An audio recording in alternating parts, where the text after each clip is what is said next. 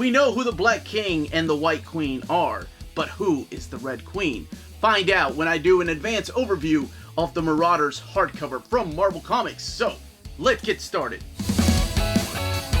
Welcome back, all you Minties. Now, before getting started, a huge thank you to David Gabriel and the folks at Marvel for sending us an advanced copy of this oversized hardcover.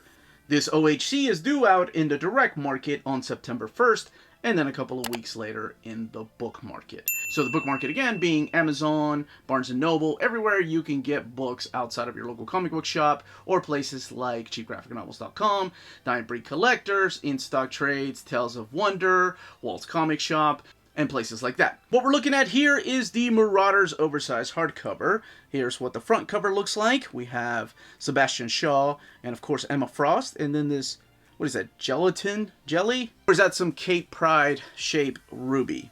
Well, I guess one way to find out, but that is a cover by Russell Dauterman. Here's what the spine looks like.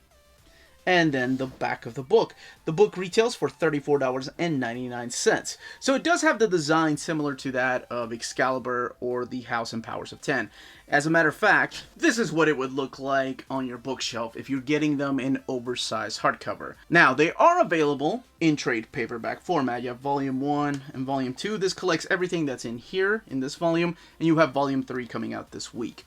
So this is what it would look like. As a matter of fact, this is the reading order so far. We know of Hellions, we know of Wolverine, we know of Cable, and of course the Hickman Omnibus that's coming out later this year. We have not heard of X-Force or New Mutants, but this is what we have so far in oversized format. But here is the OHC for Marauders. Let's look at it under the dust jacket. So we have the Marauders logo there in the front. The spine similar to the spine of the dust jacket, and then the back of the book. So you get this design on the back as well. Let's get this open and talk just a little bit about this series. So before reading this, I would strongly suggest reading the House and Powers of X. That really sets up the events of what's happening here and during the Dawn of X era. So this is another Dawn of X oversized hardcover. This is all written by Gerry Duggan. And you've got artwork in here from Matteo Loli, you've got artwork in here from Michelle Brandy, Mario Del Penino, and just to name a few of the creators. Stefano Caselli also does artwork in here. And this is all practically the story of Kitty Pryde. I can't call her that anymore. She now goes by Kate Pryde. Okay, it's been a few years since she appeared, so I guess she's earned that. Of course she has. She's been Shadow Cat, so I'm okay calling her Kate. But she does have issues with people calling her Kitty, which is so hard to let go because now I see, like, growing up, you know, I always had a mad crush on Kitty Pryde, and now I kind of see her like one of my daughters, so I understand and respect the fact that she wants to be called Kitty. So it all starts off with Krakoa, and I have to talk a little bit about the nation of Krakoa and why this sets up this particular story and what the Marauders are about.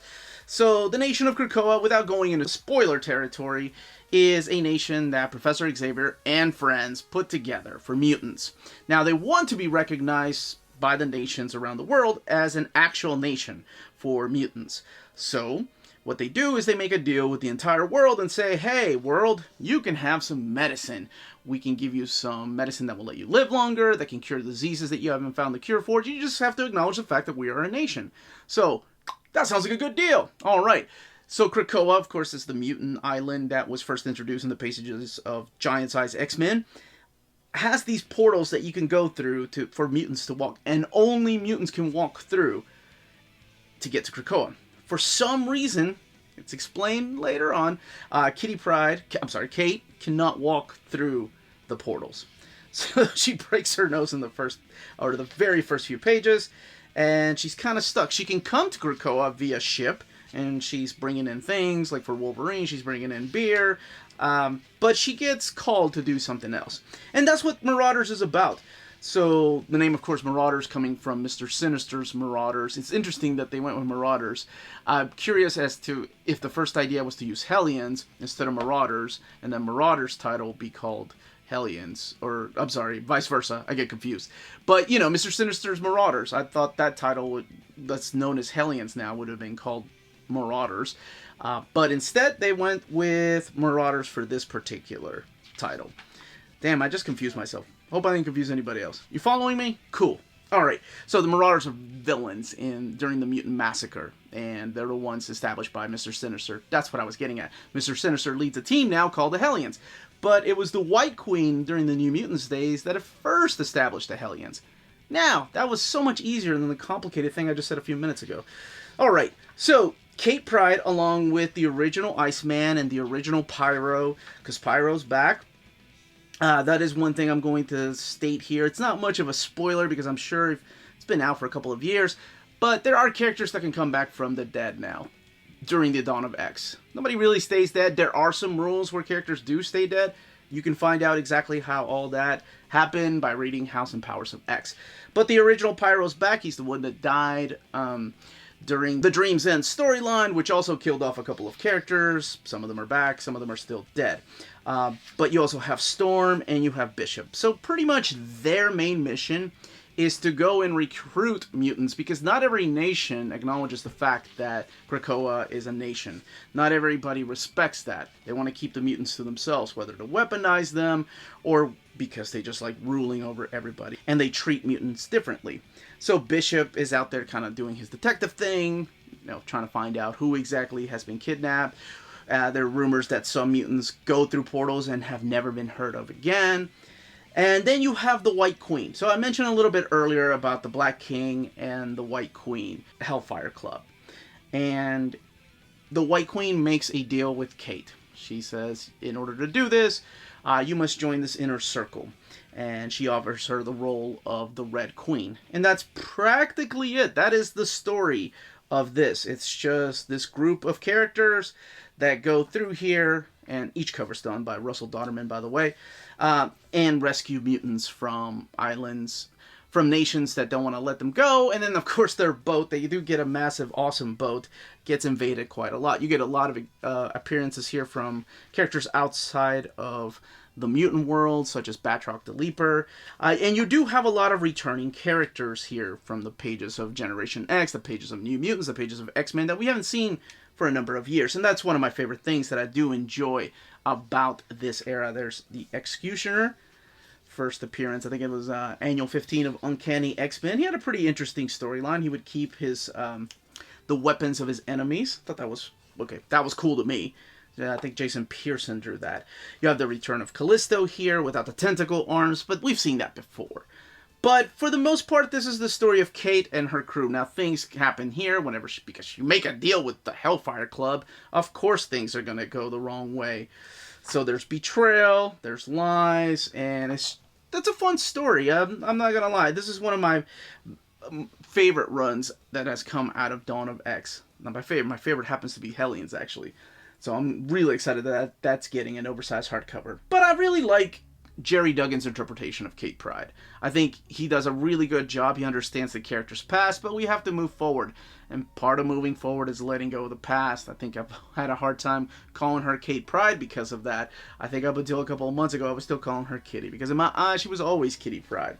Now, the rest of the book has a lot of spoilers, so I can't go into that territory. But all of this happens and leads into the X of Swords, or Ten of Swords.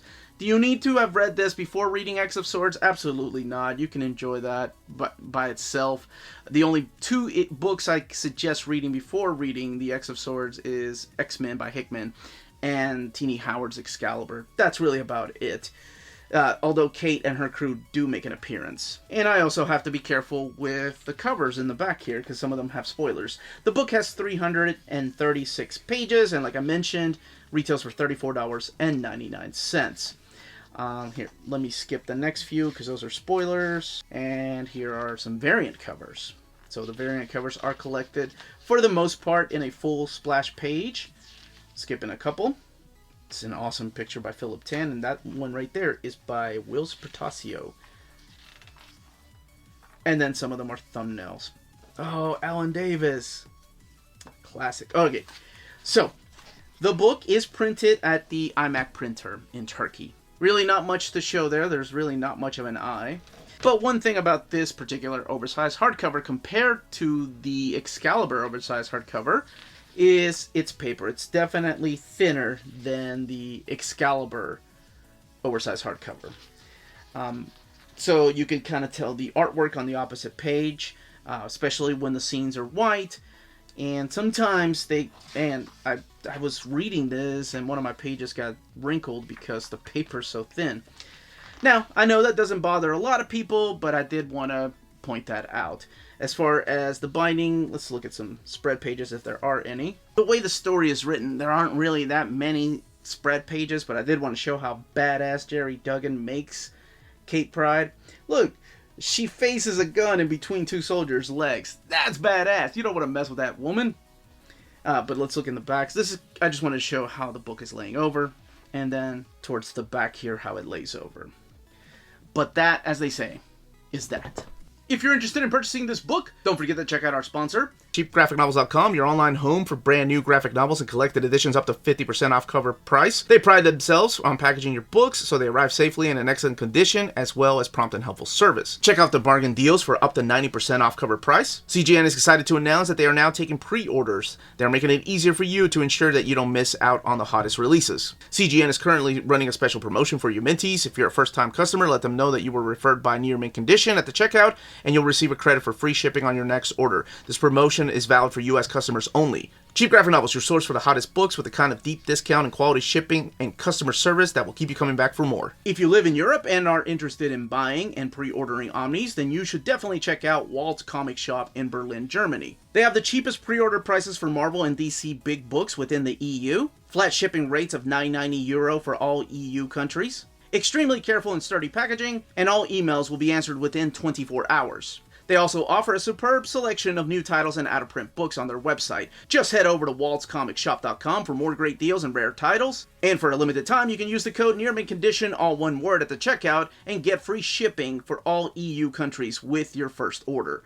Walt's Comic Shop, your reliable source for Omnis and premium collected editions in Europe. And that was the content, the page count, and the build of this oversized hardcover. Let me know in the comments down below if you have any more questions. Please don't forget to hit that like button, subscribe if you haven't subscribed yet, ring that bell for notifications to let you know when our videos are going live. We are on Spreadshop and on Patreon. Amazing ways to support the channel if you can do so. And more importantly, everyone, please stay healthy, stay safe, and much love.